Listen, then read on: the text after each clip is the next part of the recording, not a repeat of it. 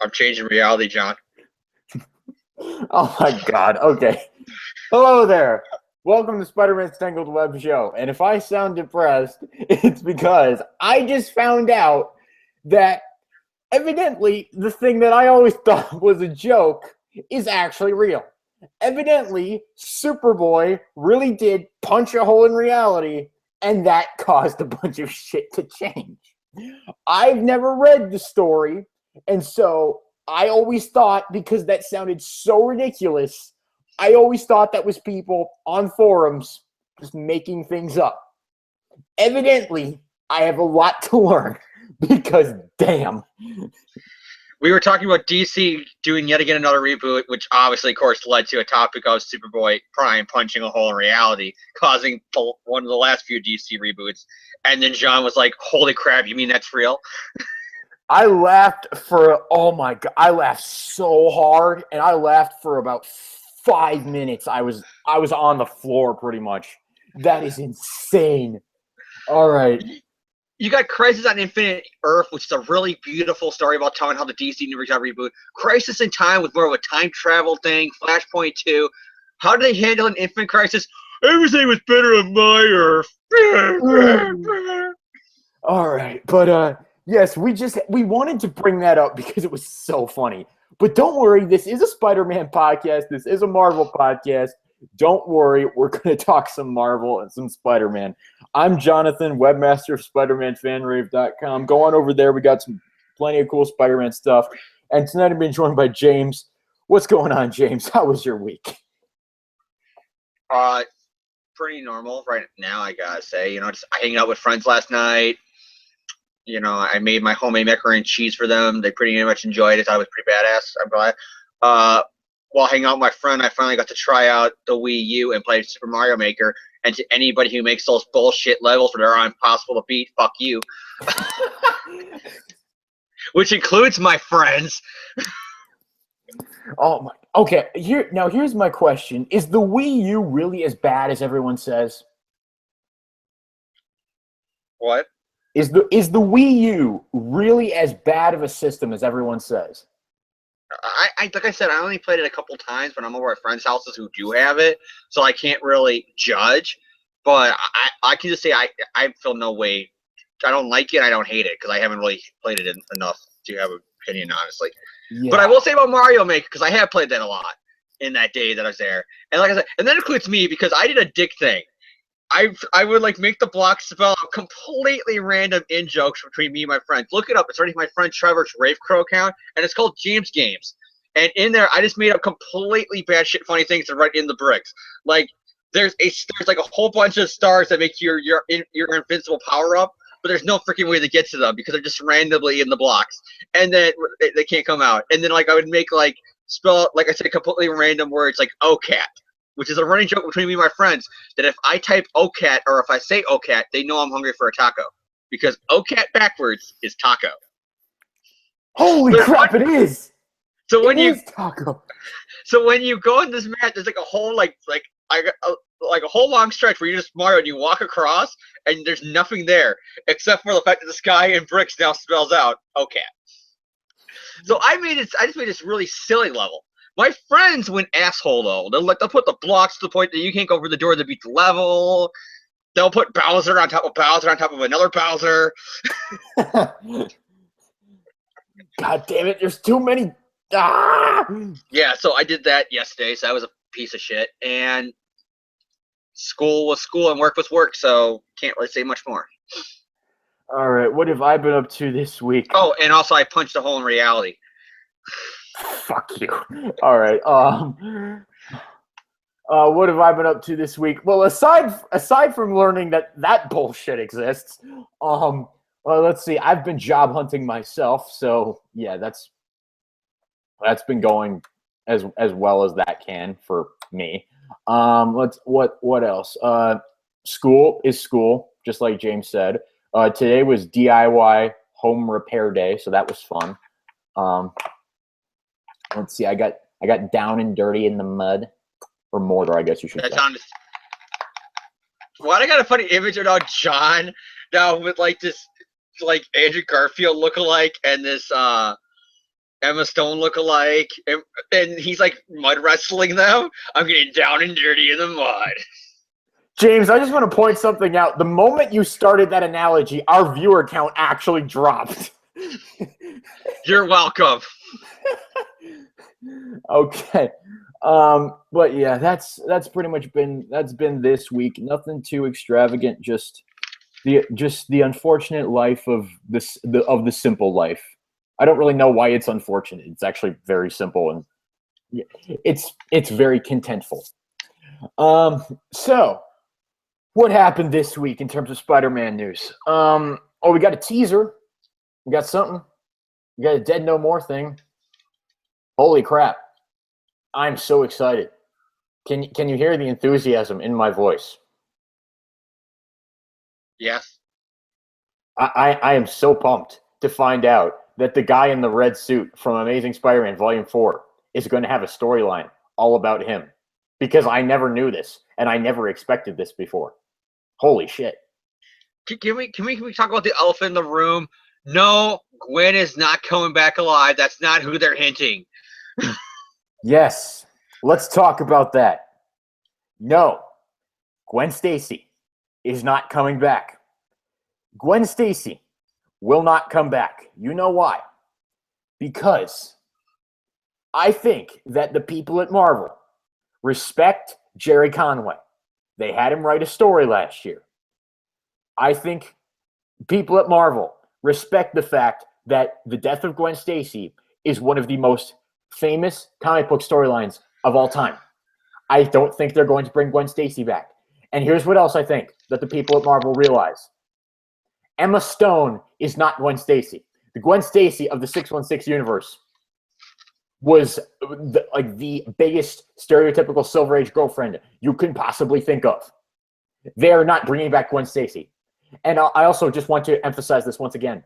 Marvel respects the death of Gwen Stacy. I do honestly believe that they respect that. They're not going to... You already know they're not bringing her back because we have proof that during One More Day, JMS and Quesada both were gung-ho, ready to go full speed ahead with bringing her back there. And Burvood and every other Marvel writer and editor said, what the hell are you guys doing, pretty much? And guess you can't bring Gwen back. And guess who was included on the side against bringing Gwen back? Dan Slott. Dan Slott is not going to bring Gwen back. I don't really think Nick Lowe is going to mandate that Gwen come back because, to be honest, I don't think Nick Lowe is that kind of person. I mean, I don't really know anything about the guy, but I don't really think that's the kind of creative decision that he would make based on everything that I've seen from him. They had 2 times, I repeat, 2 times in the last 10 years or 5 years or whatever long it's been, more close to 10 years now, to bring back Gwen. One More Day, which they got shot down, and with Secret Wars recently, because they could have, if they wanted to, when they brought in Miles, they could have took Spider-Girl, said her universe got destroyed in an incursion, so now she has to live in the new Marvel universe, or whatever the fuck they're calling it. They could have said that she has to live there now, and there you go, there's a Gwen in the 616. They didn't do that, though, did they? They still put her in her own universe. Because Gwen in this universe should remain dead. They didn't bring an Ultimate Gwen in with Miles. No. Gwen in this universe is dead. And also, the only universe where there is a Gwen interacting with a Peter Parker at the moment is the Spidey comic universe. By the way, Internet, please stop pretending that it's the same universe, and please stop getting mad when it isn't. Yes. Well, to be fair, that's Marvel's fault, because they said it's in continuity. Oh, did they? Okay, then I take that back. Marvel said when they launched when they announced the title back in Comic-Con last year, whatever it was, that it was in continuity. Okay. They go on like Untold Tales and other Spider-Man, stories like this about his young days. This one's in continuity or something like that. Yeah. So that's their fault for kind of changing their minds or whatever. Yeah, because it's like you read issue 1. This is so out of continuity. It's not even funny. So, yeah. So, James, you have any thoughts on the guy in the red suit? I mean, like, here's the thing. We're not even speculating on this because we know who it is. It's Jackal, who's the only guy who can theoretically bring the dead back alive. And it makes sense. The Jackal, because they're clones. The only other person who can do this, and I'm going to give credit for this because I didn't think of this. This was Michael McNulty on whatever.spidercan.com. He said Mysterio. It could be Mysterio. I'm pretty sure. I heard Mephisto though too, but there's no way Mephisto's coming in because the people who are saying that it's Mephisto are only saying that hoping that it will undo one more day. They will not bring Mephisto in a Spider-Man book again, people. Yes, because they specifically did one moment in time to retcon Mephisto out of the Spider-Man universe. So, yay! They kind of technically didn't because that same goddamn Red Bird is in the new timeline fucking everything up. So. Yeah, well, we can just say that Red Bird is a cardinal. Even though I know it isn't, but we'll just say it is. We'll just say cardinals look different in the Marvel Universe. There we go. But yeah, it's like some people are thinking it's Mephisto because the red jacket, which I can see symbolically with people when they do draw a human version of Satan and they're doing packs of people, they'll draw him as a human, they'll put him in a red suit or whatever. So I can buy that. I just can't buy that people are saying it because it's going to undo one more day because they're not. That's why it's not going to be Mephisto. Because Marvel is not. They're not going to put Mephisto anywhere in a Spider-Man book. They're not going to undo one more day. At least if they are ever going to do it, it's not going to be that way. They're going to just make a new. Basically, they're going to make their own history. Yeah, they're going to have a new married issue where Peter and MJ get remarried, or Peter and some other girl, whoever they do get them getting married to. They'll have that being the wedding issue, and that's it. They're not gonna undo one more day. They're not touching that with a 10-foot pole. It's like the closest they've ever come to touching one more day again is Renew Your Vows. And really that didn't even touch one more day because that was in an alternate continuity, blah, blah, blah, blah, blah. But it was the first appearance of a married Peter and MJ since one more day, blah, blah, blah, blah, blah. There we go. Outside of the MCU universe. The only tie-in they really even had with One More Day 2 was like the first shot you see in One More Time are 3 white doves, symbolizing there's no Red Bird. There's no Mephisto in this world. Like, that was it. So, I mean, I don't think that... Look, who is this going to be? It's going to be either the Jackal or Mysterio, or it's not... I guarantee you it's not Mephisto. If it is Mephisto... All right. What should we do, James? What should we do? Let's make a bet right now. If it's Mephisto, what will I have to do? Oh God. Well, here, if it ends up being Mephisto, we have to do a whole issue reviewing One More Day, his first appearance in the Spider-Man books. That's how certain we are. He's not going to be Mephisto. No.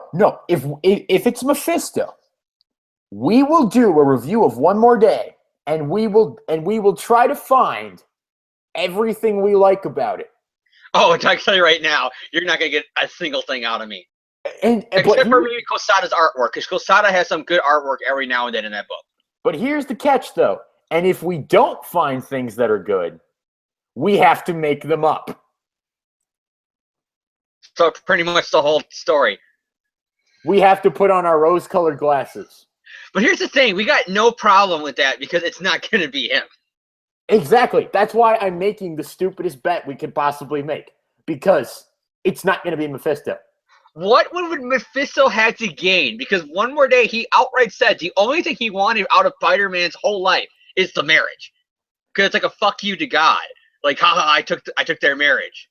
I don't know how that worked. Because they're in the most pure and holiest marriage of all time, or some kind of bullshit is what they gave in the story. Okay, here's the thing. Wasn't that okay? I'm pretty sure, like, if he was really trying to piss off God, he really should have been going back in time and dealing with Mary and Joseph. All right, if he wants to talk about purity of marriages. I mean, here's the thing. I'm no Christian, at least not anymore. But I'm pretty sure Peter and Mary Jane are not even close to Mary and Joseph. So I'm pretty sure that was his reasoning. There is no love, more marriage, more pure than yours. The only way I can get revenge on he who I hate. Get it? It's God. The only way I can get revenge on he who I hate is by taking away your marriage. Yes, because I'm sure that's what God worries about.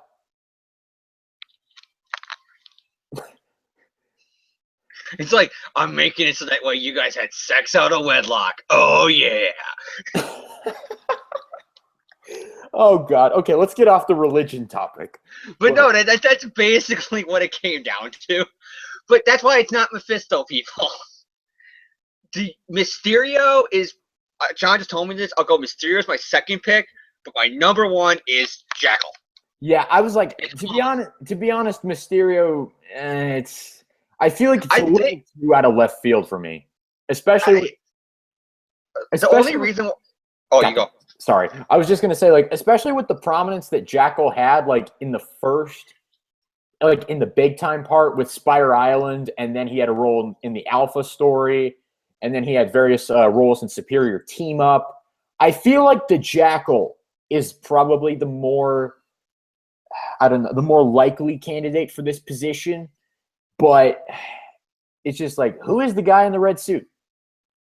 Well, he's the guy who's going to create all these Dead No More people. Because let's also remember, we have Rhino's wife, we have the Lizard's family. I'm sure we're going to have someone at the end of this story. That's the only way I can see it being Gwen if it's something like Harry. Like if the guy in the suit comes up to Harry and they go, "I'll bring back something you want," and it's like Gwen, I have to tell Peter or something like that, and then it does end up being the Jackal or Mysterio, and she disappears at the end of the story. That's brilliant. That's good storytelling because like they had her back for pun intended one more day, and then she's gone again, kind of thing. That would actually be good storytelling. And you know what would happen? They'd put her on the cover. It would sell like hotcakes. Marvel gets their money. We get a decent story out of it. Everyone wins. Except for the Gwen fans, they're going to bitch about how she wasn't back permanently. But okay, I'm sorry. If you actually believed that, that's your own fault, not Marvel's. But here's the reason why I don't think it's Mysterio, like you said. Lizard and Rhino, these guys are guys who have been in the Sinister Six and stuff like that with Mysterio. If he shows up, hey, here's your dead family, you're going to assume that it's an illusion, it's all a trick. Jackal, nobody really knows about him, really, if you think about it. Yeah, it's just like, who? So he could be a mystery man who goes, "Who are you? Here's your family. Oh my God, he brought back my family somehow." Because they don't probably even realize the whole. They hear Spider-Man probably joke about clones, but they don't know if it's true or not. Probably. It's just like, well, and plus they're not really. Here's the thing: if you see your dead family, you know, standing right in front of you, alive, Spider-Man's not going to be on your mind right at that moment. No, but my point is, if Mysterio comes in the room. It's him. It's Quinn and Beck, and he comes in with these dead people. I'm sure these people are thinking because it's Mysterio, whatever he's doing is a trick. My family, oh, it's some sick trick by him. Don't listen to him. But these people are like, oh my God, I'll do whatever you ask. That's why I think it's somebody they don't know. They don't know the Jackal and clones. They think, oh my God, this guy actually brought my family back alive. Mysterio, they'll be thinking right away, I don't believe this. This is some kind of sick joke he's pulling on me. All right, so. I guess we both have our money on the Jackal. I would assume so. Based Jackal, I would give a 75%. I would give a 25% to Mysterio and a 0% to Mephisto because those people are like just doing it because of one more day, and you should know by now it's never gonna happen. Get over it. All right, so that's really all we have to say on this. It's just like, yep, this story is totally happening. We all knew it was coming. I'm like, I really don't mean to be like the condescending, apathetic asshole, but it's just like we all knew this story was coming. I got a question, John, for you. Speaking of this, we're finally getting at least some kind of idea that this story is coming down the road, right? Yes. What the fuck's going on with the Regent? I don't know. I don't care. Other than causing the determination of Shijani. What the fuck's going on with Autobot? Autobot. Oh God! Now we're on a Transformers podcast.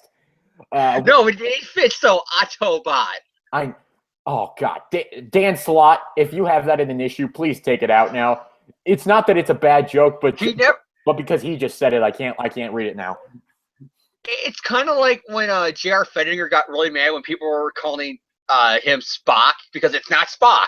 This is what you're feeling right now. It's not an Autobot. Oh, oh God. Okay, just what is going on with Doc Ock? He's beeping. He's beeping. That's my only problem. They set up too many things. It's like, okay, great, we're gonna get resolution on this guy who nobody gave a fuck about. Like literally, I forgot all about him. It's like, oh yeah, it's that guy bringing back dead people back alive. Oh yeah, that was a thing. And then I'll remember. Hey, wait, isn't Regent like taking all these supervillains and doing all his shit he was doing in Renew Your Vows again? You know what? That's probably going to come up in Miles's book at some point because that wasn't a Miles story. Wait, no. Completely scrap what I just said because they said at the end of that backup story to be continued in the pages of the Amazing Spider-Man. So just erase the last 30 seconds of what I just said. What I think would be kind of cool is if, because we all know the universe got refixed in Secret Wars, what if Miles went over to this universe? What if also kind of like some other people came in too when the universe got fixed? And what if this is the Regent from Renew Your Vows? Can you imagine how dumb that is? It's the same one. And then he's just like, "Where's your wife? Where's your child?" "What wife? Never had a wife. But the pretty redhead. Mary Jane? Mary Jane!" No, and I think about it, yeah, they wouldn't do that because they probably would have a line about, "Where's your daughter?" And he'd be like, I don't have a kid. This guy's nuts, or something like that. Or they would just say, "Regent, he's from another dimension where Spider-Man was married," and with Secret Wars and Spider-Verse, so go, okay, this is for one of the other Spider-Man's dimensions where I was married. Yeah. So that's probably how they would have wrote it around, like, "Oh, you got the wrong dimension, pal," or something like that. And then the story will end with him wondering, I wonder who I was married to in that universe. Huh. End story. I think Peter's got an idea that the married universe is probably him and Mary Jane because how close in 616 they came to be married. So I think if he sees a wedding ring on one of the Spider-Mans, he's like, it's probably Mary Jane. He probably has it as that. It's MJ or it's Gwen. So he probably already knows. I was just gonna say because I mean, let's remember back in the Stan Lee Romita days, he was very close to putting a ring on it. So he's probably thinking it's Mary Jane first, Gwen second, and maybe in some really weird continuity, it's Felicia Hardy third. And maybe in some hey, that's another storyline that like has not been touched. What about his new girlfriend, Leanne? I even forgot he even has a girlfriend. Yeah, so did I until I read the internet a few days ago when this news came out. I'm like, hey, he has a girlfriend. Wow.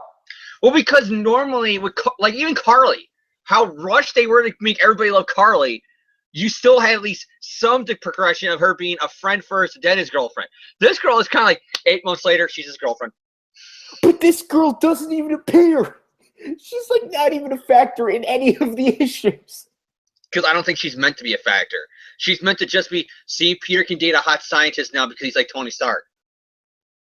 Oh, that's pretty much what it is.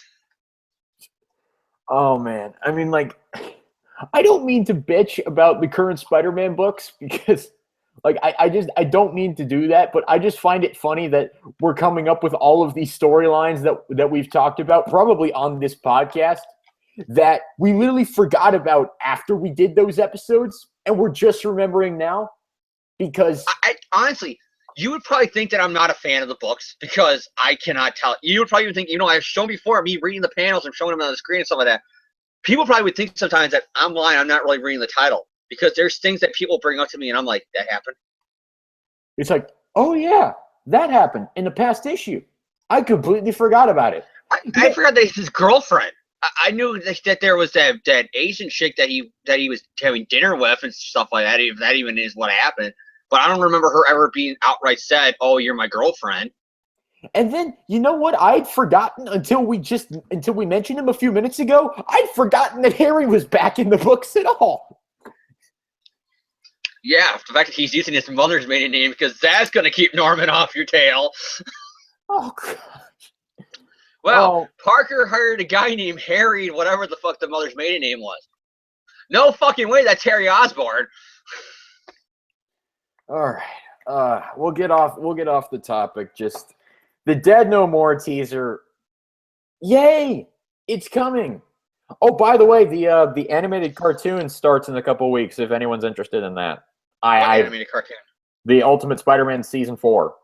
I don't watch it, but if anyone is interested in it, I think that premieres late February. So, Ultimate Spider-Man. Did you hear that he got arrested for DUI? Oh gosh, Drake Bell. And also, he went on a homophobic rant about transgender people. Yeah, about Caitlyn Jenner. I saw that.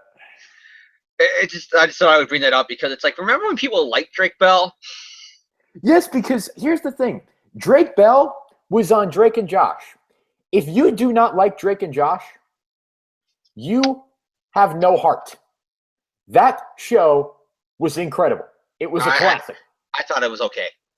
It was a fuck you. It was a classic. Dude, I'm not even bullshitting you. I just thought it was okay. I thought, okay, it's funny, but by the time it came out, I was getting older. Like, when I think Drake and Josh and their heights, I think Amanda Show when I was a kid.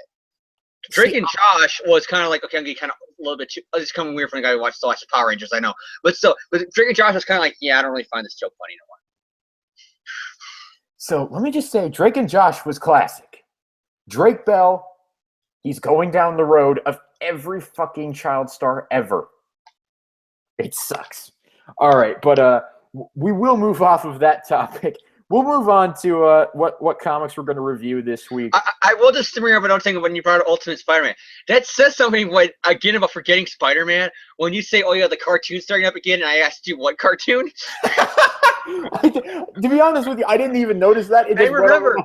I remember, like 2 years ago, John, you asked me to review that show. And when you said you were ending the podcast, the first thing I thought was, thank God I don't got to review that show now. I've heard it's gotten better. I haven't watched it, but it's gotten better only because people said it's like they're taking it into comic continuity. Because obviously he crossed over in Spider-Verse, so the whole last season was just pretty much what he was doing during Spider-Verse. So it was kind of in canon with the comics, kinda ish. So moving on, we are going to tackle another brand new day arc on this issue or on this episode. Sorry, this podcast isn't a comic book. We're going to tackle another brand new day arc on this episode. This is one that James picked out. Hey, James, you ever heard of this guy named Ben Reilly? Who is Ben Reilly? Yeah. Who was he? Do you know who he was? I could go over his whole continuity history, but I think John doesn't want me to do that on another podcast after I completely hijacked the 70s Clone Saga one, with the last 5 minutes being me explain every Clone Saga storyline known to man. So, yes, Amazing Spider-Man number 608 through 610, the 3-part storyline, Who Was Ben Reilly? Gosh, this is another clone storyline, so it's obvious that James picked this because I think everyone knows that if I had my way, the Clone Saga and all traces of it would be completely erased from Spider history because I'm not a fan of it. But I allowed James to pick this one, so yes. It's a clone story, obviously, but it's more of a love letter to the Clone Saga more than it's outright trying to do another clone story. That's the way it feels like. It's a love story to what happened back then. It's saying, hey, remember the Clone Saga? That happened. It's pretty much promoting the trade. They were hoping that with the new readers, they were hoping that we're going to jump in during Brand New Day. They were hoping that they would pick up the clone trade, so they did a story to explain what the fuck's going on there, pretty much. All right, but to give a little context of what was going on in the Spider-Man universe at the time of this issue's publication, well, this is after 600. This is after the return of Mary Jane. Yes, James is holding the cover of the previous issue, Amazing Spider-Man number 607. That was the Black Cat storyline, the return of the Black Cat. That was the point where and the worst Mary Jane cover of all time. Yeah, that's part of Red-Headed Stranger. That was another previous story arc. Mary Jane has come back into the books only to realize that, hey, I feel like I'm not being given a role here. Like I was only brought back to fulfill fan service. All right. So what's going to happen? Spider-Man's going to go have masked sex in a hotel room with Felicia Hardy, and but right before he does that, I'm going to see them kissing on a billboard and get all pissed off about it. Okay. And then I've never seen from again. I've never heard from again for several months. Until they realize, oh shit, we need to bring her back and the only reason they bring her back is because she needs to be the one to say, Peter, did I ever tell you that Carly's such a better girlfriend than I'll ever be? That was the only reason they brought her back after this. Was because, well, if we have Mary Jane say it, the fans will like it. Oh, wait, they backlashed even more. Fuck. We'll take her off the books again. Meanwhile, Michelle Gonzalez is still behaving badly. James, James, that was hilarious last week. I don't know why. I'm amused by that. Michelle Gonzalez behaving badly. Like, literally, I can't take credit for that. Again, credit goes to the Attitude Era podcast. Look them up on SoundCloud. Cheap plug for them. Really great. If you're a wrestling fan, it's a great podcast.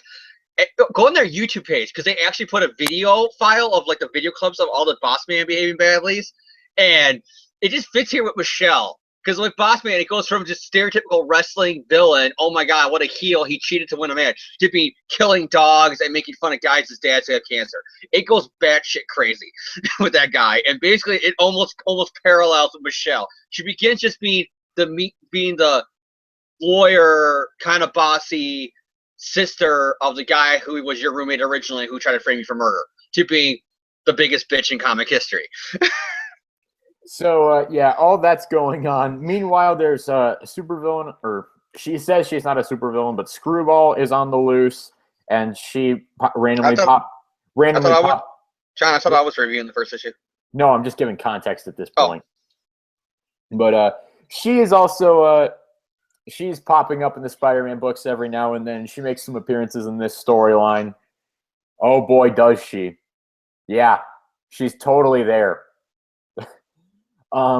So that's pretty much all the context you need to understand this storyline. So James, why don't you go ahead? Why don't you give us a recap of Amazing Spider-Man number 608, written by Mark Guggenheim and pencils by Marco Cicchetto, I think.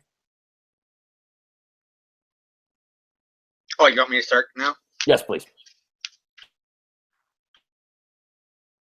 Okay, clearly the 80s because the way everybody's dressed, but it's a Marvel slide time scale, so you got to say back then. We see a classroom, a college classroom, as we see a guy giving his resume. We don't see who the guy is. Who is this mystery man giving the resume here in Portland in the 80s? And then you're like, seeing this, and then the guy, he says, so what happened to your old lab partner? He's like, oh, a lab accident. He's dead. Stereotypical villain speech. Nah, he just went on vacation to meet a girl he met online. They're married now. What a dick move. Like, you're telling your new applicant, oh, hey, my former assistant died in a lab accident. Just kidding. He just went off somewhere. And reading this issue, spoiler alerts, I'm so putting in my head canon that this is Christopher Walken from Batman Returns, where he kills all his business partners, but his excuse is always they're on vacation. That's why haven't been around for 10 years. They're on vacation. Pay no attention to the fact that I flushed their body parts down the toilet. They're on vacation. And that was my Christopher Walken impression. I know it's really bad. Yeah, and he's saying this, and he says, so what's your name again, guy who just handed in his resume? And he goes, just call me Ben. And we see the resume says Benjamin Riley. And it's Ben Riley, one of my favorite characters. And he's in Portland here because he's a big part of Spider-Man comics in the 90s. And if anybody knows about Portland, the dreams of the 90s are alive in Portland. A Portlandia reference if you don't get that. I was going to say, I don't know where that comes from. In the first episode, they're dreaming about why hipsters go to Portland, and it's because the dreams of the 90s are alive in Portland. All right. But anyways, then we cut to now, New York City, as Spider-Man's fighting Screwball. They're doing the stereotypical Screwball's not really a good villain. Peter takes her down easily. She's the 616 equivalent of Shocker from the Ultimate Universe. Let's just be honest. She's the putty patroller of the Brand New Day universe. So somebody who he takes down in 5 seconds. So yeah, he does that. She all talks about Norman Osborn and all the Dark Reign shit, and you know what I mean. And then Peter takes photos of it. He gives it to Ben Urich, and Ben Urich's like, Peter, these pictures are kind of awesome, but I'm not Jonah. You can take pictures of other people. But aren't you obsessed with Daredevil? Okay, I'll take the photos. It's almost like what goes on. Peter, it seems like you're almost obsessed with Spider-Man. Since you keep on giving us his pictures. I mean, I'm not Jonah, but aren't you obsessed with Daredevil? Touche, Parker. Touche. And Peter, these pictures, they've already gone viral on the internet. You ever heard of it? It's called social media, Peter. That's why newspapers are kind of dying. Next day, Peter Parker starts a blog, Peter's website. And he puts a web in quotations because get it, he's being silly because Spider-Man. Jeez, oh God. Why didn't they ever do that? Like, you think that would be your way of updating it, is having Peter just be like kind of like what they did with Ultimate. Why didn't they ever update that Peter would send the photos for the website with the Bugle? I'm surprised they never did that. Like, he was just sending in photos and Jonah was like, put it on the website or something like that. Because it would fit even with 616 Peter in the sliding time scale. I'm surprised they never just adapted that from Ultimate. I'm just, okay, that's kind of a nitpick near here or there. Then a mystery man walks into the room and calls Peter Ben Reilly, who is the mystery man who looks a lot like Peter Parker with the long flowing hair, none other than a 90s badass. That's gotta be Kane! Another reference. I know, I got a lot of them. So Kane shows up. He talks about, you're a murderer. That's not Kane. That's Damon Ryder. I thought that was Kane. No, this isn't good. Damon Ryder. What's he doing here? How is he? Long time. How have you been? Oh, shit, I thought that was Kane. I wrote literally in my notes, Kane. How did I not realize? All these years, I thought this was Kane coming in here. Now this makes perfect sense why he's calling him Ben. I thought that was Kane. I fucking misread this comic for years. This is live on the air, ladies and gentlemen. James. Well, forget everything I just said, people. I'm a dumbass. Yeah, I'm looking at it now here in the page while I just flip to it. Yeah, it's clear to say it says Damian Ryder. So yeah, Damian Ryder shows up and he's all like, Ben, ripping off Peter's shirt. Ben, you killed my family, Ben. And then he leaves, and then Peter's like, okay, that was something. And then he leaves all calmly, almost. And then everybody's like, who's Ben? Who is he talking about? And then, of course, classic Spider-Man. I can't explain who Ben Reilly is because then it will expose my secret identity as Spider-Man. No, it fucking wouldn't, Peter. Just say the same thing that you said in the 90s to everybody. Ben's your cousin. How hard is it to say, he's my cousin? He's confusing me with my cousin. Seriously, is that hard to say, Peter? He's confusing me with my cousin. I just said it pretty easily, so I don't think it should be that hard for him to say it. Well, that was always how they did it in the Clone Saga. Who's Ben Reilly? He's my cousin. Obviously, he comes from Aunt May's side of the family. Oh, okay, we'll just run with that. But yeah, he causes a lot of crap to go down, keeps on calling Peter Ben, and he throws a Portland newspaper as proof that Peter killed somebody, and then they're like, oh god, not this shit again, because this happened in the Clone Saga too. Peter supposedly killed somebody, or got arrested for a murder that Kane caused. Amazing Spider-Man number 400. Peter's probably literally thinking when people go, he looks just like you, and you murdered somebody in Portland when you were never near Portland. Peter's thinking, oh god, not this again. Peter's thinking, screw my life. Then we go to more of a backstory as we see Ben and Ryder working together. And then Ryder's all like, so I have a family. What do you have? And he's like, and then Ben's like, I can't tell him that I'm a clone of Spider-Man. And then he pretty much goes for time for backstory. As he goes, I can't tell him that I'm a clone of Spider-Man who has my own saga to my life as I'm in exile here for lost years. All names of Clone Saga storylines that you can buy on trade now. And I do love how they kind of do that, how they take artwork from the old comics and they'll put it in background. I do kind of like how they did that here with the Ross Andrew artwork from the 70s Clone Saga. But it's kind of funny how Ben uses words like exile, clone, saga, lost years. It's like clearly him talking about, get it? You can buy those now in trade.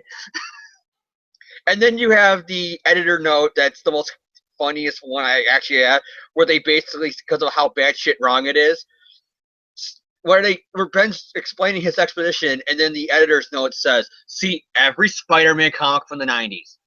No. See everyone from 94 to 96, but not every comic book in the 90s. I can pick up one from 98 and have no mention of Ben at all. So you failed, Marvel. But anyways, yeah, Ben's talking about that he's invited by Ryder's family to go to dinner, and now I'm looking at the comic to make sure my notes are correct. Yeah. He's going to dinner with the family, and it's clearly the 80s when you look at the way the light's drawn, which makes sense because Ben's lost years would have been the 80s. If he returned in 94, this is 5 years before that. It kind of fits, and I like how they made that where the artwork fits with the time with the Clone Saga. So that's actually pretty cool. Ryder's all like got that emo flip thing going on. He didn't get now. He's the bad guy. Him and Ben start relating. They start talking about a top secret plan that he's doing, and then Ben seeing this. Oh God, he's becoming a mad scientist, isn't he? Oh God, there's an evil plan, isn't there? Oh God, this shit again. Then we see the honeymoon, but it's really no important. It's just like exposition of, hey, remember Aunt May's on her honeymoon? Okay, bye. Hey, remember Amazing 592? Then we see Peter Webb swinging into a warehouse. He's trying to find Ryder because he tracked him there with a spider tracer. He doesn't see anybody there because Ryder's at Parker's apartment where he bumps into everyone's favorite. Okay, she is Spanish, so I hope this doesn't sound racist, but loco woman.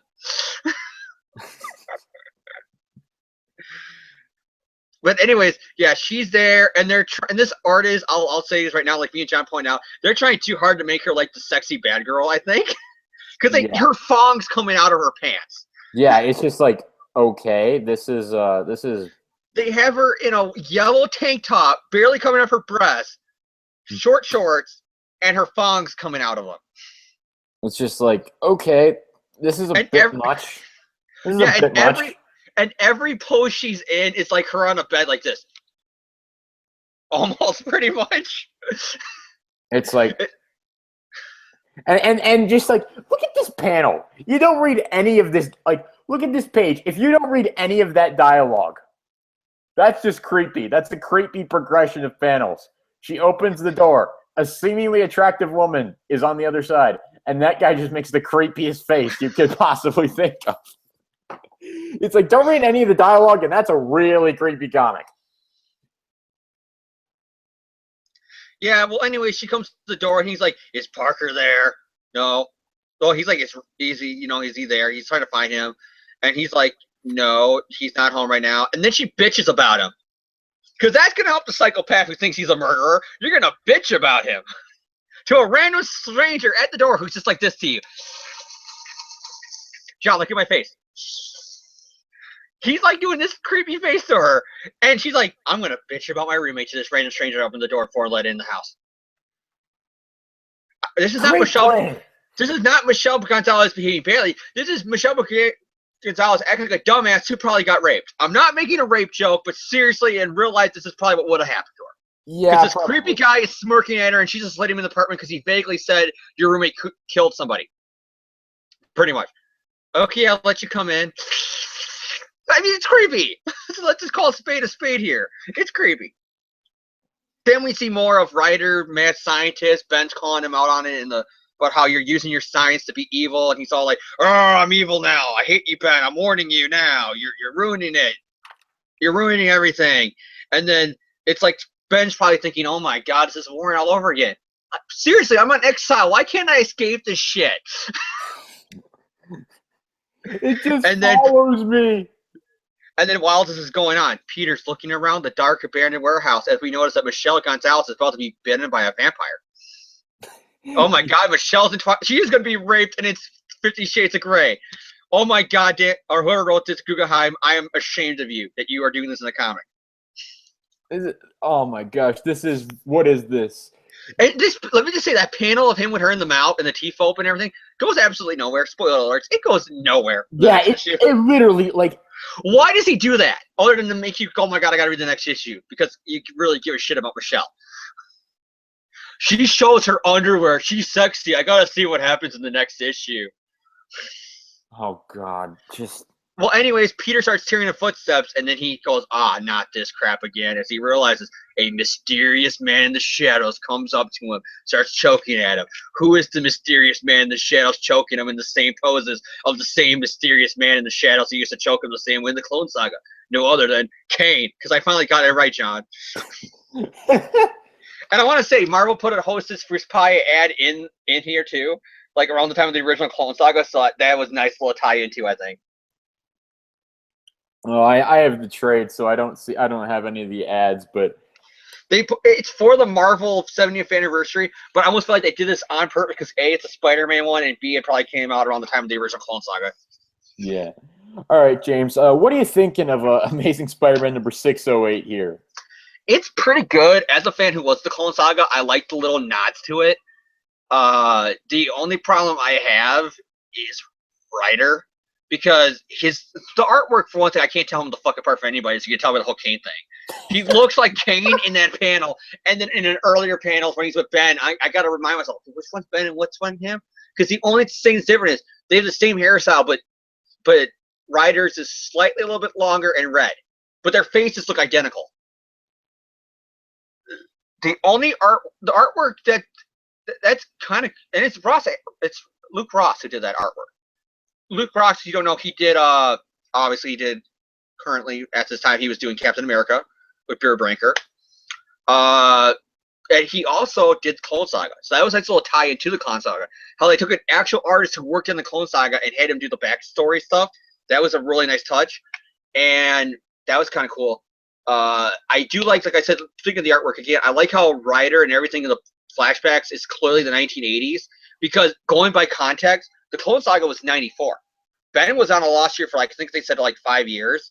So that's where the lost years are. So that would be 1989. So these characters look like they're right out of the late 80s. Made perfect sense. And it wasn't just let's pretend like they all have cell phones and they're all modern now. They went out of their way to make it it fits in with where the Clone Saga originally takes place, and I like that.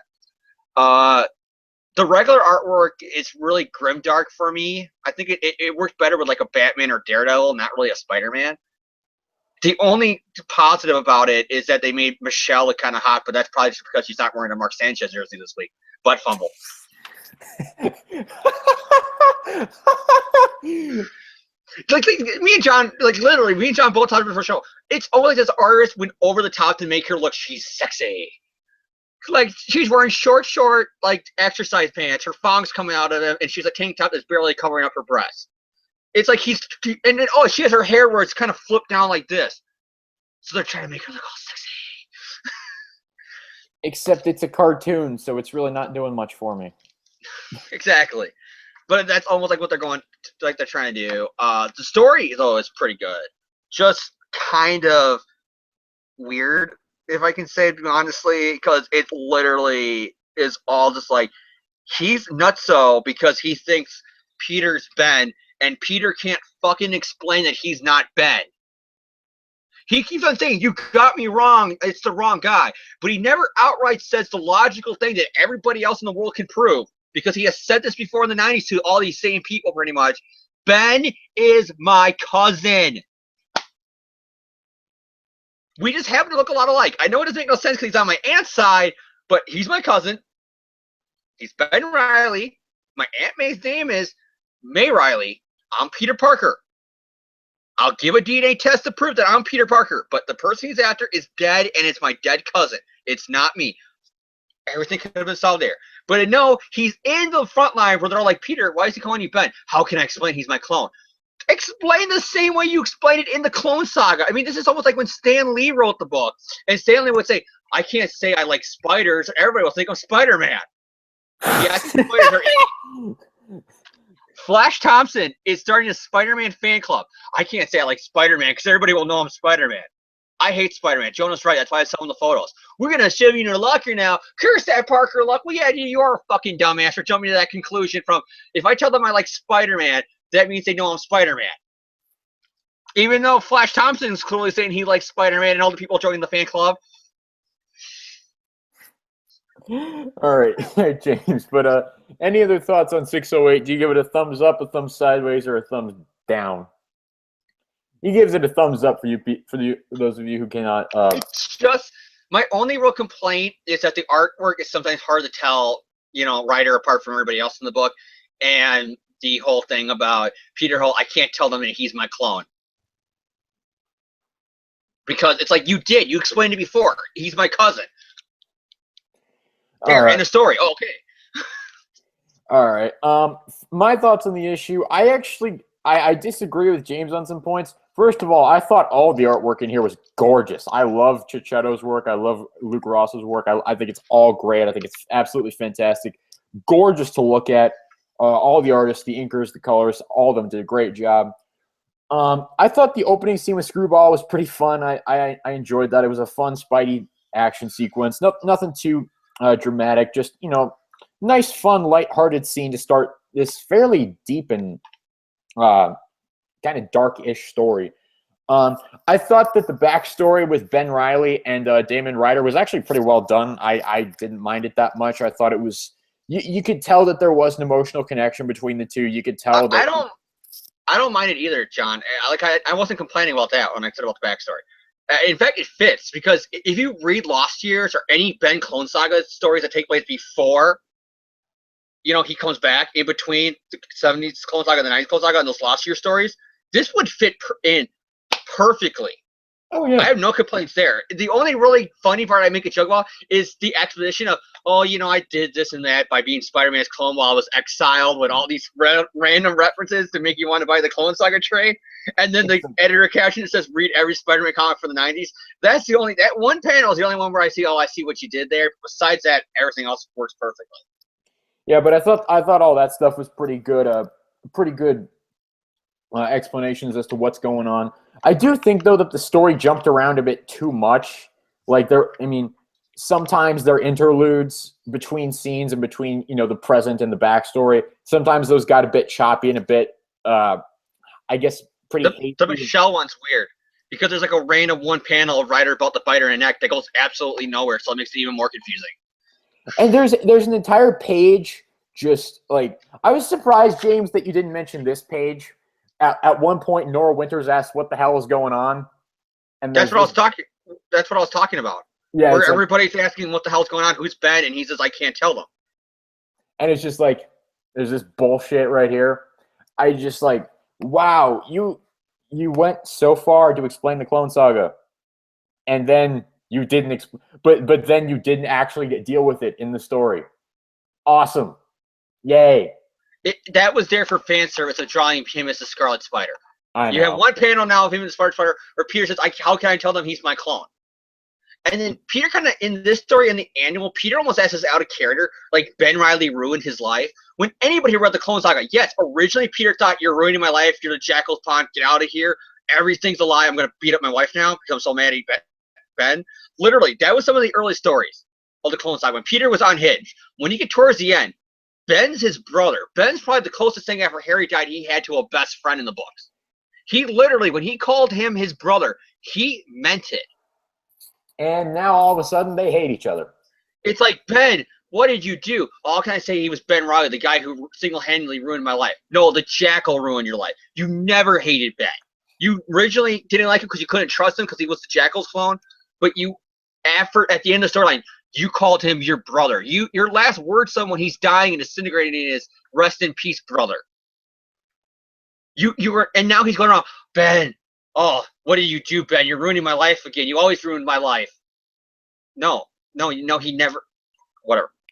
All right, but that was really my only negative for the issue. It was just like it does jump around a bit too much. Some of the scene changes are much too sudden, and it does get a bit choppy at points. But overall, I didn't mind the issue. I thought it was pretty good. I give it a thumbs up.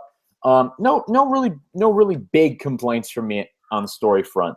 So we'll move on to Amazing Spider-Man number 609. Same creative team on this one. I'll be handling the recap for this issue. The issue begins with Peter Parker versus Kane Parker.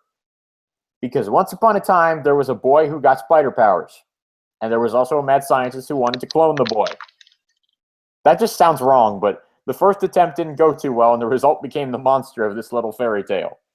So Spidey and Kane are fighting. They're, Peter's trying to exchange banter with him, and Kane's just like, shut up. Just shut up. You're annoying. I hate you. I kind of want to snap your neck. And so they take their fight out onto the streets. Meanwhile, back in 19 whatever in the flashback portion of the story, Ben and Ryder are arguing about their human dinosaur hybrid experiment and how Ryder is testing it on himself. He says, "This isn't a research project anymore, Ben. This is no longer some, oh God, quixotic attempt to prove a dinosaur-man hybrid's the missing link. This has medical application, military application. This is pharmaceuticals for the 21st century and beyond. This is $2 trillion a year. This is you out of control, Damon. You're out of your freaking mind. Get your hand off. I said, get your damn hands off me. No can do. Sorry. Get your damn hands off me, you damn dirty spider clone." So Peter and Kane are still fighting in the warehouse. "Insanity, like beauty, is in the eye of the beholder, Peter." Peter? What? He knows? Well, I guess it makes sense that my own clone will remember my identity after everyone else forgot. Because... Yeah, this is the dumbest thing ever that Peter thought. Wait, Kane remembers that he's a clone of Peter Parker? Well, no fucking shit. So, eventually, they decide that throwing a cab with innocent civilians inside of it is a good way to end this fight. So Kane throws, so basically during the fight, a cab is knocked into the air, thrown into the air. Spider-Man catches it. Here we are. Don't forget to check your belongings and ask for a receipt to these people who are terrified because they thought they were going to die in a cab, basically in a falling cab. And so Kane takes the opportunity to bolt. And just at that moment, what comes on in the cab TV in the back seat? Spider-Man. Attention, Spider-Man. This is Screwball coming at you live to tape via the wonders of the internet. Oh my God. I can't even believe this. So, here's the problem. The internet is set up to the point that if you click on some certain websites, it'll illegally download, music, certain gross pornography, the FBI is on your doorstep. She's broadcasting robberies on the internet. Why isn't nobody tracking her IP address to arrest her? Because it's the Marvel Universe and maybe the USA Patriot Act never got signed there. I don't know. But, so, what were we even... Oh, yeah. So, Screwball decides that she wants to challenge Spider-Man to a fight. And he looks at the cabbie inside and he says, "Is this for real? Really? I really wouldn't know." This is for real, as if she's answering his question. So Spider-Man goes back to his apartment. He's looking for Michelle, and in a scene that's set up to make it look like he's gonna walk in on Michelle, to quote unquote behaving badly, to twist James's famous phrase there. I don't know if she. I don't think it would be her behaving. It would be Michelle behaving dead. But okay, evidently we were thinking of two very different things here. But so Peter walks in on her in her room, and she's just listening to music. What? Wait a second, John. Wait a second. Let's hold this up. You thought that her and Ryder were banging? Yeah, kind of. The last panel with him clearly look like he's about to bite her. Your mind did not immediately go, "Oh my God, he's gonna kill her roommate." Or gonna kill his roommate? Well, to be honest, it was just as we said, that is not brought up in this issue. And because when I was rereading this story, I was reading it I didn't read these issues. I didn't binge them. I actually read them at different times because I was just doing it in between different tasks. And so I'd forgotten about that panel at the end of the previous issue. And so when I walked in, and so when this scene happened, I'd completely forgotten that it looked like he was going to kill her. And so that was where my mind went, and I felt bad about it. I mean, bringing up, the Brain a Day crew, I wouldn't be surprised if they did have it being her in bed with him because they have done that before. But still, I don't think they would have done it here. I think here clearly it would have been just too weird. I'm going to bang his roommate. That's my revenge at Ben Reilly. And speaking of Michelle Gonzalez they're trying to make her look really sexy. Like I said, the panel on the bed, she's like doing an over-the-top sexy, like something you see in the cover of Playboy, like the way she's like sitting on the bed. It's just like it's a bit much. It's just a bit much.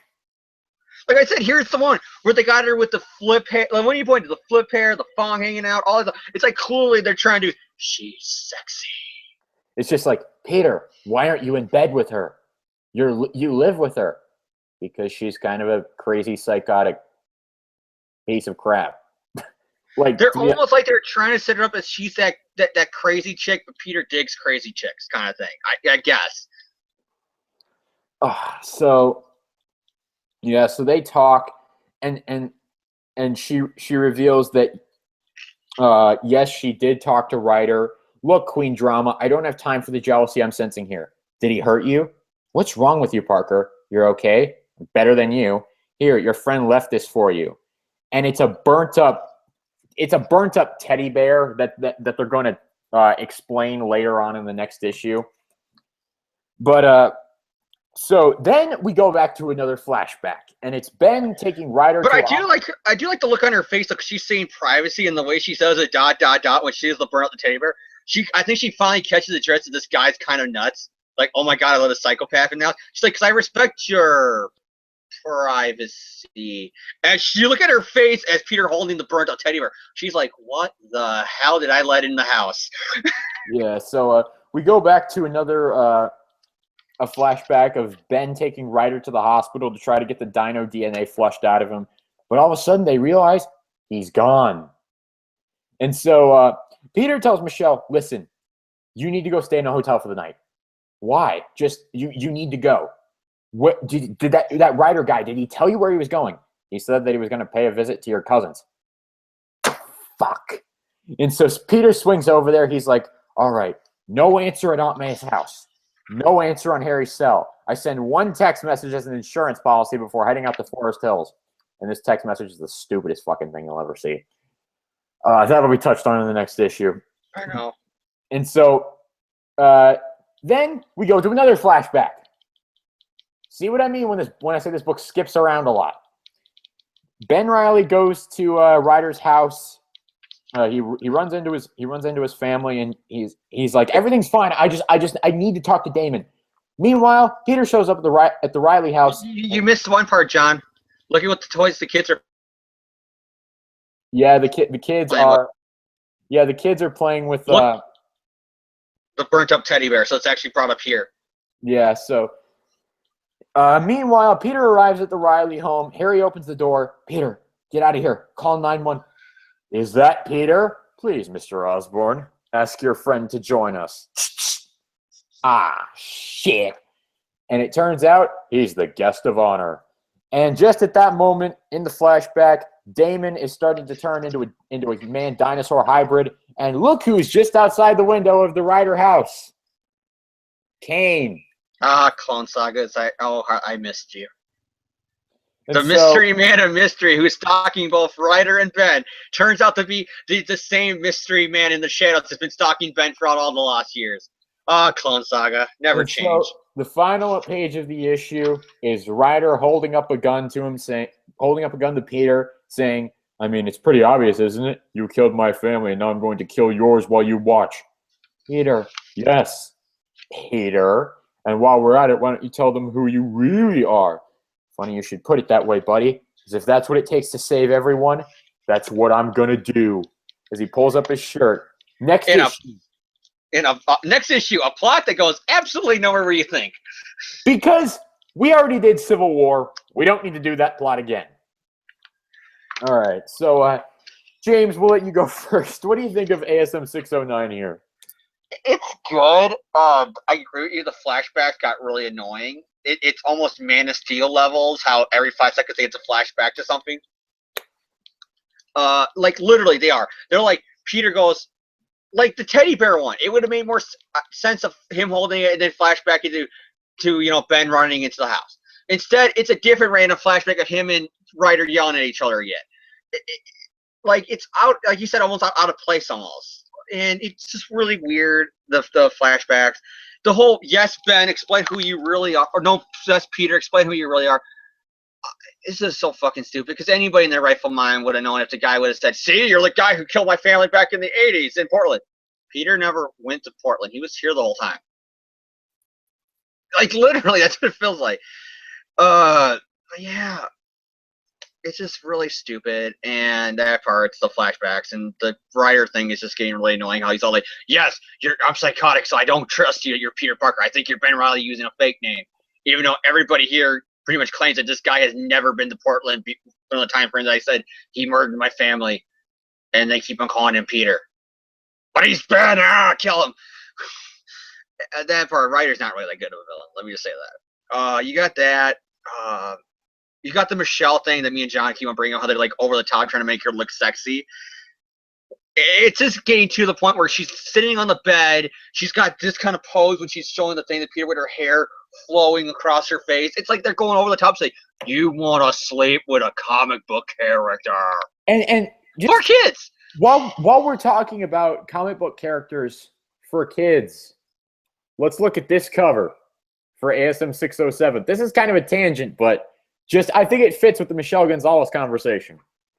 We're making the for kids joke. It's if anybody remembers, factor in one more day. The big reason why they undid the marriage because we had to bring the kids back into the book.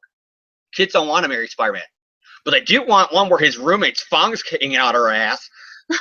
And they want one where the Black Cat wears Spider-Man's shirt on a cover where she seductively says meow.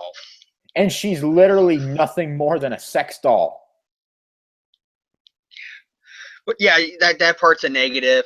The cool parts about the flashback is, again, how it ties into the Clone Saga. How you see this mysterious man in the shadows, and if you're a Clone fan, it's like nostalgia. And it's revealed to be Kane, the guy who we all thought it was. Nostalgia. It fits so perfect with the Clone Saga. Who's the mystery man in the shadows? It's Kane. He's the mystery man in the shadows. The only problem I have with this, and it also comes on to the next issue, is Kane's whole motivation about this whole story. They're bringing him back into it. Is kind of stupid.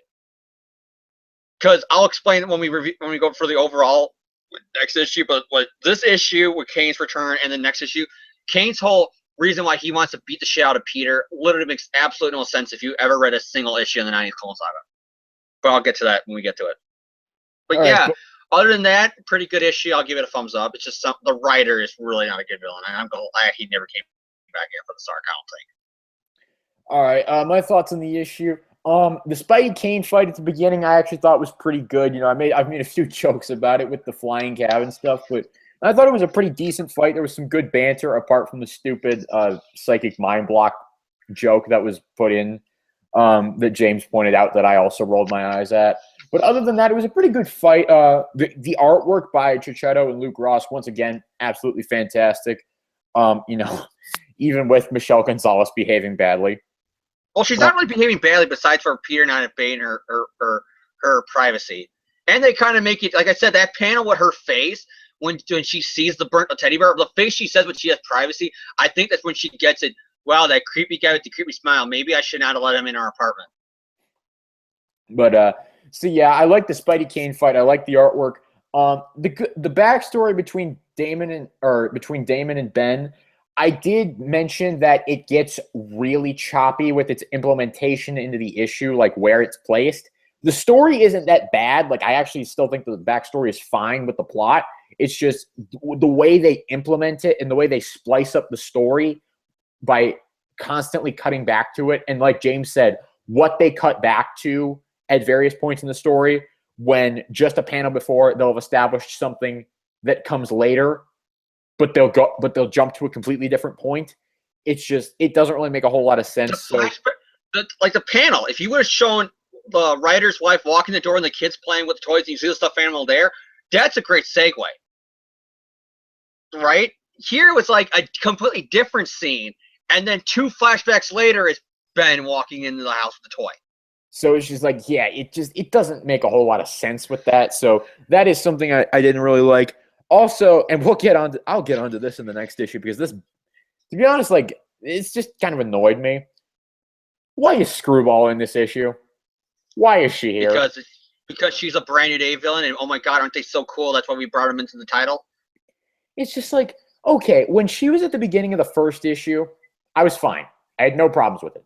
She hasn't been seen since Brand New Day, hasn't she? She's been one of the villains that disappeared. No, she showed up in Superior Spider-Man and I just reread Superior finally, the issues I didn't read. I don't even remember her. Oh no, wasn't she the guy who he like scratched to death? Like he killed her by scratching her to death or whatever it was, and that's finally when Wolverine said, "Yeah, we got to bring him in." He killed Screwball. Yeah, he beat Screwball within an inch of her life, and Wolverine's like, "Yeah, we got to bring the bub in." Oh no, that's what it is. He shoots a guy in the face. Oh, we all kill people. You can't say we didn't, guys. We're kind of hypocritical. He beats a woman to an inch of her life. He's gone too far. Yeah, because that issue is like Steve Rogers is over here saying, "Hey, that's not really like Spider-Man to do that. Maybe we should do something about it." He shot a person in the face and we did nothing about it. Let's get him. But till the best part is when they finally do have Iron Man show up, though in the final arc, and Tony, because in a moment where, because they realized that they couldn't write Tony to be dumb too in this situation. Tony's like, "Yeah, guys, you know how you guys pay attention to my very expensive machines? Yeah, you guys kind of screwed up, and there's an irregularity here in his brain pattern that almost is the same as somebody being like their mind switched with somebody else. Oh, and he also tampered with the files. Oh shit." Yes, because also, just so you figure out it's Doc Ock. Yeah, all that's up. Plus, I found this in the garbage. It's clearly a doodle drawn by Peter, pointing to an octopus and a spider with the brain swapped out. Oh, I thought he was just doodling spiders. This is clearly an octopus. Yes, because we can't write Tony Stark, stupid. But Steve Rogers, we can character assassinate all we want. Not cool, Marvel. But it was okay because it was to make sense of Superior. Okay, that's on a completely different tangent. Okay, let's go back to the story. All right, so that was a little bit annoying. I did not like that Screwball was in this issue. I didn't mind her at the beginning of the last issue, but when she gets brought up again here, it's annoying, and it's even worse when we get to part 3. So, and to be honest with you, she's like almost shoved into the story. She has no reason to be in here whatsoever. And then the cliffhanger. Did anyone really think this was going to happen again? Did anyone really think that? Only this cliffhanger really fucking sucks because everybody's looking at Peter and he's like halfway off and you can see the Spider-Man shirt underneath it. It's just like, did anyone really think that Peter Parker was going to reveal his identity at the end of this issue? No. And what is that going to solve? Yeah, Damien, I'll tell them the truth of who I am. I'm Spider-Man. So then he's going to say that Spider-Man killed his family. That's not going to solve the problem, Peter. It's just like, here's the thing. After Civil War, I'm pretty sure we all know, and especially because this was only like 2 years after Civil War. So especially here, they were not going to have him take the mask off for really anybody, well, except the New Avengers. Yeah, so the Avengers and the Fantastic Four where he already did it, John. And the Fantastic. Okay, they weren't going to have him do it like he was here. I think Daredevil even eventually found out again.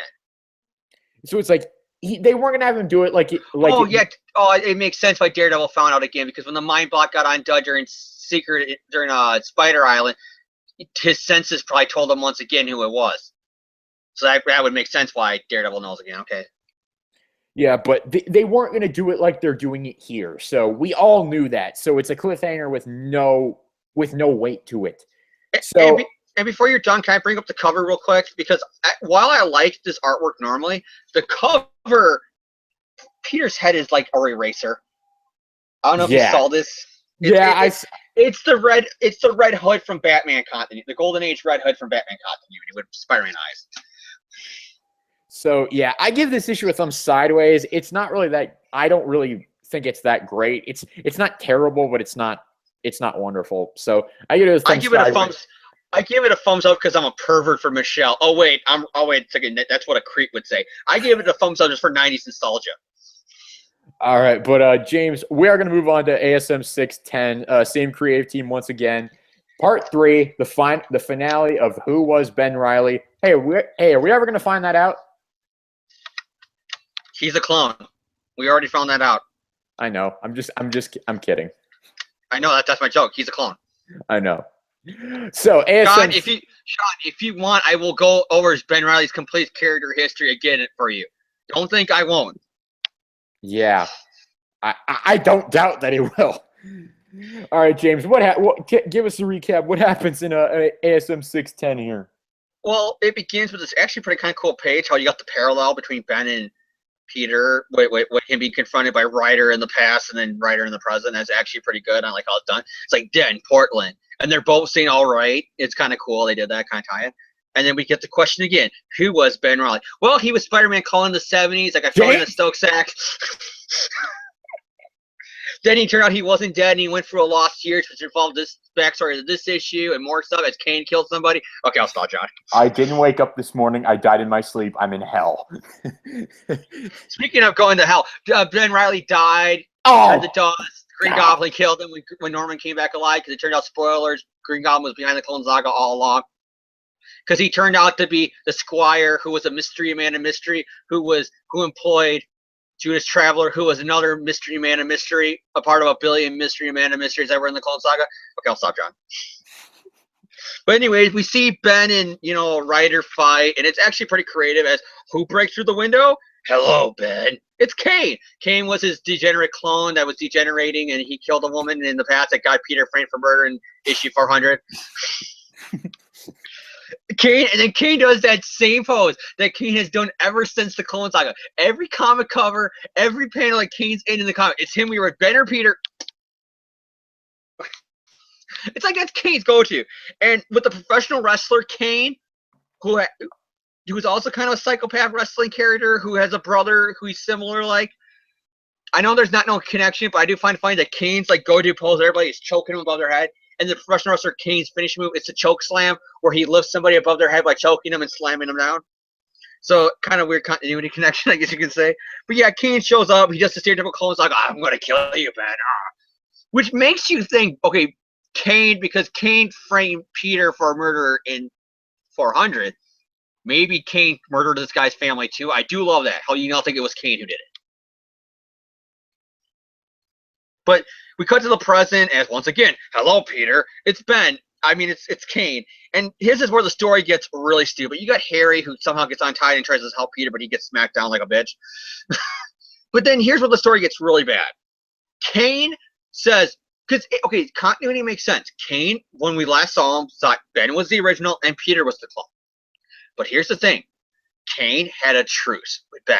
He wasn't going to try to kill Ben no more because Kane became an anti-hero, similar to what happened with Venom with Lethal Protector, but it was with Kane with a Peter clone. So it's more of a redemption story. Kane got redeemed. And besides that, one of the psychotic obsessions that Kane had was that I got to protect Peter. I got to protect Peter. I got to protect Peter. And I got to protect Mary Jane, the unborn child. Here he's like, I don't fucking care if you're the clone or the original Peter. I just want to kill you because you're the clone. No, Kane was not like that by the end of the Clone Saga. He didn't even want to kill Ben. What are you talking about here? That I don't care if you're the original of the clone. I just want you dead.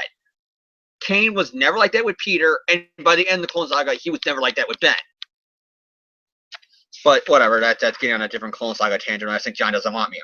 So, but it actually has context here with the story, where it doesn't make no sense with Kane acting this way. I don't mind that tangent because it actually has context. Because Kane, like I said, had a truce with Ben when he became kind of an anti-hero towards the end. And he never hated Peter. Here, he just wants him dead because I didn't really care who was the original clone. Yes, you did! In the 90s, during the Clone Saga, in those hundreds of issues that make all the Clone Saga things, you want to say every joke about the story. One thing that was consistent, Kane didn't want to kill Peter, and Kane had a truce with Ben towards the end. And then here they're like, nope, Kane has to choke Peter and want to kill him for being the clone because nostalgia. Because we're the Brand New Day writers and everything has to evolve around nostalgia now and fan service. Yay. And then this is where it kind of ties in, and then you finally get the reveal as he's saying Peter, or no, and you see Ryder in the flashback again, it's the house stuff. He's like, Ben, kill me, but whatever you do, don't let my family escape. Let my family escape. Don't let my family die in the fire. Don't kill them. And he's like, you're that nuts? And then in a cool reveal, he goes, You already killed your family. They're dead. You killed them. They were dead before I even came into your house. Which is really showing how psychotic this guy is. That he's blaming Ben for a murder that he himself did before Ben even showed up. That's pretty nuts, though. And then we got Screwball showing up because she was needed. Like, literally, I'm going to skip her because she's not needed whatsoever. She is literally not needed, and this is one reason why I didn't like this issue when I read it all those years ago. She was literally not needed here. So I'm just going to ignore her like she's not there. So I mentioned that she is there, but from here on out, because she's completely not needed and has no point in being here, I'm going to ignore her. Deal? Yep.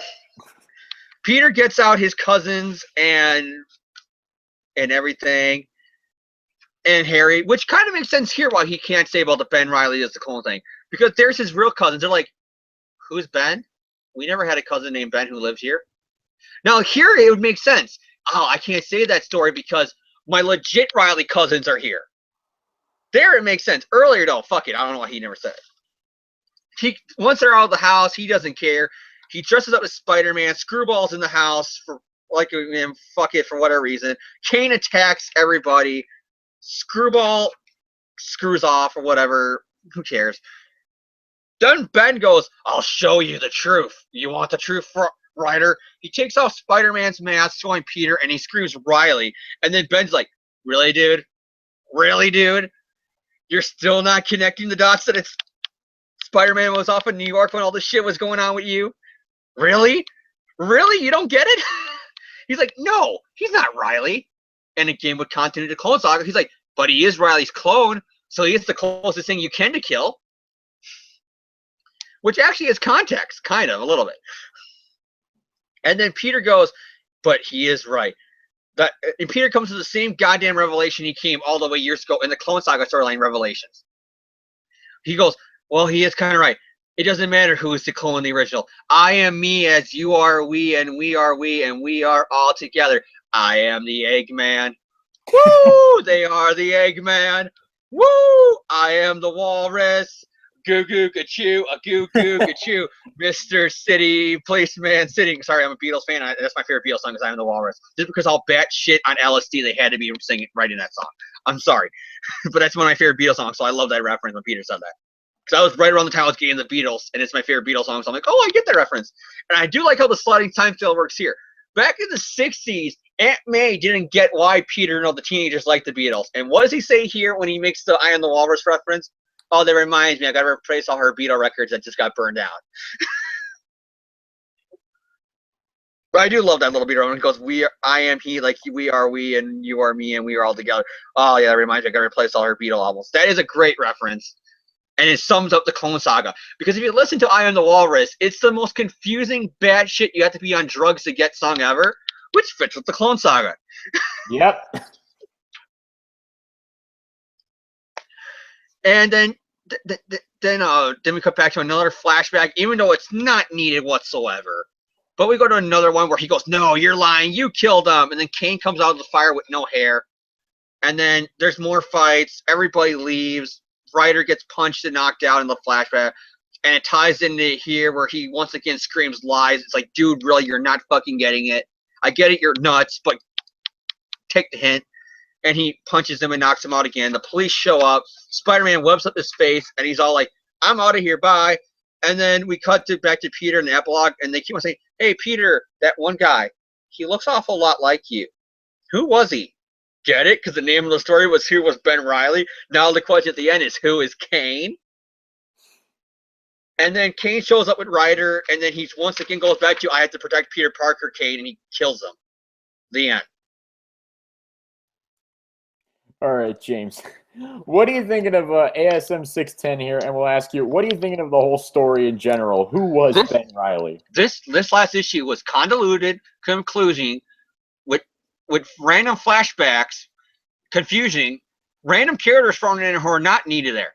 My point of view is it's a pretty damn good comparison to the Clone Saga. This arc is a love letter to the Clone Saga fans and an introduction to the Clone storyline for people to buy the trade who are the new readers that they were hoping to get with Brand New Day. I enjoyed the nostalgic references to the Clone Saga. when they get him right. Kane being batshit, well, I don't care if he's the original of the clone or all. I just wanted him dead. You can kill him too. I mean, he's the closest you can get because Ben Reilly's dead. Ben Reilly is dead. He's the closest you can get to Ben Reilly. Well, if Kane knows that Ben is dead, then he knows that then Ben must have clone degenerated. He should then know that Peter's the original. Okay, I'm getting on a Clone Saga rant that John probably doesn't want to hear right now. But anyways, besides for some continuity errors with Kane, and in some parts where they make references to continuity, which is weird, because he calls Peter the clone. So, it's yay, continuity. And then he's like, well, I didn't care who was the original clone all along, just as long as you killed him. Yay, that's not continuity. So that part's weird.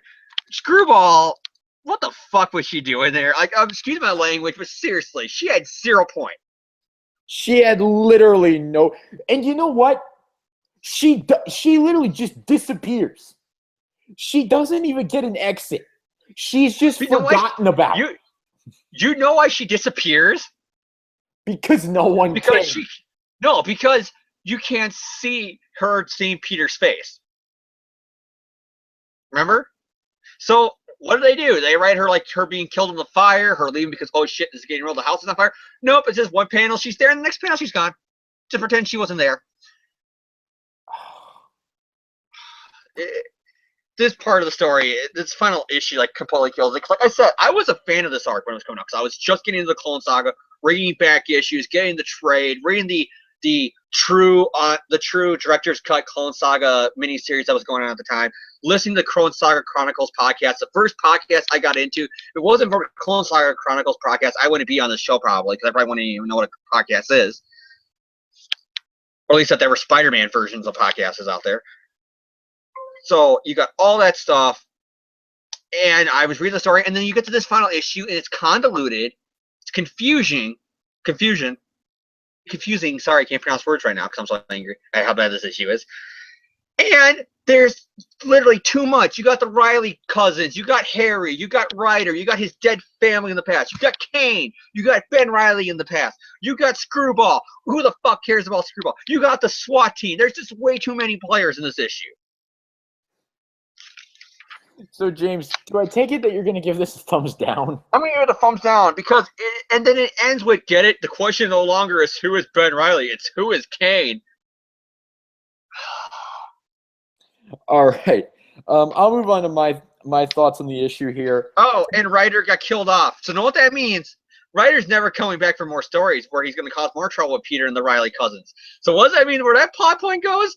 Absolutely nowhere. Yay, brand new day. My thoughts on the issue, to be honest with you, jeez. There are some good parts. I did like the whole I am me and he are we and we are all one or we're together and shit, whatever. The lyric is I am he as you are he and we are all together. See how they fly like pigs in the sky. See how they fly. I'm crying. Literally, the song makes no fucking sense, but it fits with the Clone Saga. So, to be honest with you, I enjoyed that. I thought that was a good moment. And to be honest with you, the artwork is still very nice. That's all still good. It's just like James said, it's so convoluted. It's so confusing. And Screwball. It's so Clone Saga. It's just like, Screwball. Why is she here? Even the comic doesn't want her in it because the comic forgot about her. I'm trying to remember. She was a Dan Slott pet character, too. She was in Guggenheim. So why did Guggenheim even put her in here? I don't know. It's just like...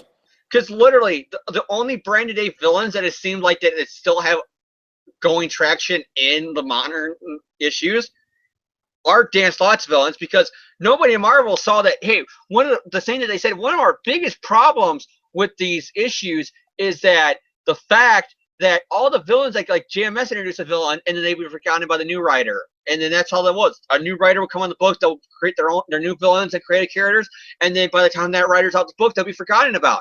Here, we don't got that problem, except it became 10 times worse because those writers are doing it every 5 months. because writers don't want to do characters that aren't their characters, so you'll go 6 months without a plot line being brought up again because that character hasn't been around for 6 months. And then here you happens again, like Screwball and Negative still appear. Those are Dan Slott pet characters. Freak, Menace, Nope. Paper Doll. You know, I think she was a slot one, but that was Paper Doll was a slot one. Yeah, but she hasn't been brought up against Brandy. But you know what I mean? Pendis, Paper Doll, Overdrive. The list goes on and on villains that have not appeared in like almost 10 years now. Well, Overdrive was part of the Superior Foes. Oh yeah, yeah. But then again, he was a slot creation. So, but 90% of the villains they introduced here, the exact same thing where they said they didn't want these characters happened, and it happened in the goddamn run where they said they were going to try not to have that happen to. So it's just like Screwball has no place in the issue. The issue is convoluted. It's confusing. Pretty much just see James's review. Like there's nothing original I can add to it. Just I agree with James pretty much. Like I have all these points here, but I'm just like James has already articulated all of them. So just see James's review. I give it a thumbs down as well because I didn't really enjoy this issue very much. So this is my problem with Brand New Day issues when we review. I have such nostalgia of how this was how I enjoyed this run when it first came out. And now it's like I reread these issues and it's like in hindsight, now it's like, oh God, this is not that it just doesn't hold up. A lot of the things that I might have if we did this podcast 10 years ago when these stories were first coming out, I would have wrote them off as nitpicks. You know, oh, that's a nitpick, but it was overall a good story. Now I'm like, this is shit. Because the hindsight, I think of everything that happened afterwards and behind the scenes stuff.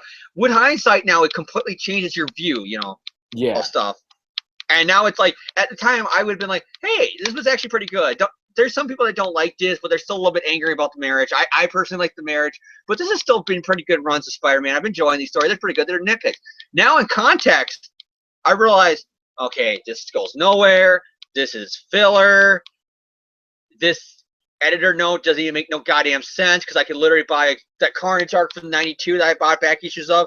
That doesn't have Ben in it, so your editor note makes no goddamn sense besides making a joke at the Clone Saga. The artists changed, writers are like, oh, this is a good cliffhanger. I can't see where it goes. Story goes nowhere because by the time it's brought back, it's 6 months later and nobody gives a shit no more. Hindsight, like back then, I would have gave all these. Okay, I wouldn't give that last issue. Even then, I didn't like this last issue back then. But there would be times where I would give a thumbs up, but now it's like I'm fairly lucky if I'm giving it a thumbs sideways. It's from the nostalgic of how I liked the story then. Because reading the story back in hindsight, it's like they either go nowhere, or just in hindsight, I realize they're not really good because storylines around it go nowhere. Yeah, so that's pretty much going to wrap up this review of Who Was Ben Reilly, and that's also going to wrap up this episode of the podcast. Wait, John, what did you just say? What was the title of the book? Wait, what? What's the title of this arc again? Who Was Ben Reilly? Oh, I'm glad you asked. See, Ben Reilly was. Okay, no, we are not going there, James. We are not going there. All right, so Ben Reilly was the name that Peter Parker used. That's going to wrap up this episode of the podcast. Thank you all for tuning in. James, do you have any? No, I'm not asking that question. I'm not asking that question. My shout out goes to Howard Mackey. Howard Mackey. Can I say my thing, or you're gonna keep me laughing at me? Go out to guys like Howard Mackey, Mark Bagley. You know where I'm going here, don't you? Yes, I know where you're fucking going. JMD and Tatus. Pretty much I know I'm not going to say them all, but every writer of the Clone Saga and artist of the Clone Saga, because Ben Reilly, see, he showed up, and then there was a guy named Judas Traveler, and he was all mystery man. What's going on with Judas Traveler? Who is he? What is his motivation? And then Judas Traveler is doing all this weird stuff with like Carnage and stuff, and then saying something because I want to understand evil, that way I can understand good. And they all hate Spider-Man. He's our going connection. Peter's going for this whole emo phase of I am the Spider. Mary Jane's pregnant, but she doesn't know it yet. And Aunt May's dying, which causes a mystery man from Portland to drive all the way across the country to come to come to New York. And then as that goes on, him and Peter bump into each other, and we find out, oh my God, it's the clone. He sees the jackal spawn. And I'm going to stop right now because John's going to probably jump for this computer and beat my ass if I continue this. All right, James. Any other shout-outs, non-Clone Saga related? No, I'm good. All right. My shout-out this week, Marvel, Stan Lee, Steve Ditko, Dan Slott. Then they found out, then he said that Peter was the clone, and then Peter freaked out and accidentally smacked a bitch, aka Mary Jane, and then they got retcon years later as, oh, he didn't see her there, but he totally did see her there, and then, okay. My other shout-outs this week, I have a couple. One is actually a Broadway play that I saw little snippets of online. It's called An Act of God. And it's basically, the premise is that God takes over the main actor on stage and just starts spewing, just starts talking about whatever comes to his mind. It's actually pretty funny. I saw a few clips of it with Jim Parsons, and it was pretty good. John, I got another shout out. Shout out goes to the animated Spider-Man series, because after reading this whole 3-parter, especially the final issue, I got a quote line. This is starting to sound like a bad comic book plot. Other shout outs this week. Go to, I don't know if anyone watches it. Like, this is the main late night show that I actually enjoy. The Late Show with Stephen Colbert. Yeah, I've been watching it. I like Colbert. I love the Colbert reports. Like, I can go on an hour about the greatest skit in Colbert Report history, but I don't want to go off tangent again on John. But just look it up on YouTube or just look it up on the internet. Donald H. Crosby. It's the best moment on the old Colbert Report. Look it up. Because just like I don't have a problem with Jimmy Fallon or Jimmy Kimmel, but it's just like those two I just find to be amusing. But Colbert I actually find to be legitimately funny. And he's kind of witty too. He's more witty than just ha-ha comedy funny. Yeah, so if you're in a mood for good comedy, I recommend going and checking out The Late Show with Stephen Colbert. I think that's pretty good. Some other stuff I read this week. I know I'm like 10 years behind, but I read the first arc of New Avengers by Brian Bendis and David Finch. That is pretty good. That's some pretty good stuff. Other shout-outs, Superboy. Punching holes in reality. Get it right. It's Superboy Prime, John. Superboy Prime. I'm sorry. That whiny emo little bitch. Other shout-outs this week. I don't really know. Hey, James, didn't Power Rangers start this week? Oh, yeah, Dino Charge. Shout out to Dino Charge. Oh, my God, Super Dino Charge. I mean, what a great season premiere. The new villain, Snide, which is technically Zeltrax from Dino Thunder. They're reusing the suit because in the Sentai footage, his suit appeared in a team-up. And then here they're like, well, we're not going to do the team up, but we have this badass new upgraded version of Zeltrax suit. Let's make him a completely unrelated villain. And the voice actor from Zeltrax plays Shelby's dad. Great continuity. But anyways, it's actually a pretty decent also episode. Snide, Heckle and Snide. Yeah, the villains are these guys, human form and monster form. And they're called Heckle and Snide. Can you get the pun, John? Yes, I get the fucking pun. But here's the thing. I compared them to Norman Osborn. In the sense of, they're two sides of the same coin. Both of which are evil. It's just one's more cunning and evil and more plot, and then you got Snide, who's the Zeltrax monster, who's more just brute force, must kill, stop Rangers. And the other one's kind of like, no, let's do a game plan. Let's actually think this through before we do anything. He's awesome. Oh, shit. The Rangers were awesome. A little bit rushed because it was like 5 minutes in. It's like, oh, yeah, we can morph, can't we? Yeah, they morph. And then it's like, why didn't you guys morph 5 minutes ago? But okay, felt kind of rushed with the Ranger parts, but everything else, oh my God, season premiere's been awesome. All right, so Power Rangers Dino Charge. So yeah, that's pretty much going to do it for this episode of the podcast. We thank you all for tuning in. We hope to be back next week. Next week on the roster, I mean, in terms of Spider-Man books coming out, we probably won't discuss all of them, but we got Amazing Spider-Man number 7. We got Miles Morales Spider-Man number 1. We got Spidey number 3, I think. Well, it's finally coming out now. Spider-Man, so Agilus list. Yeah, so Miles Morales Spider-Man's coming out. So, yeah. So that's all going to happen next week. You can guarantee we'll talk about ASM number 7, and maybe we'll throw something else in there. We haven't decided yet. So, well, it's just issue 7 coming out. Yeah. It's only issue 7. Well, then that would be a short episode. So if you want, we can like do a two-parter or something like classic or something like that. We'll talk about it. We'll see what's going on for next week. But we thank you all for tuning in. Hope to see you next week, and take care. Please don't punch any holes. Please don't punch any holes in reality. Just don't do it. Also, by the way, if anyone knows who Ben Riley is, shoot me an email. I'd like to know. Thank you all. See you next week. John, I can tell you about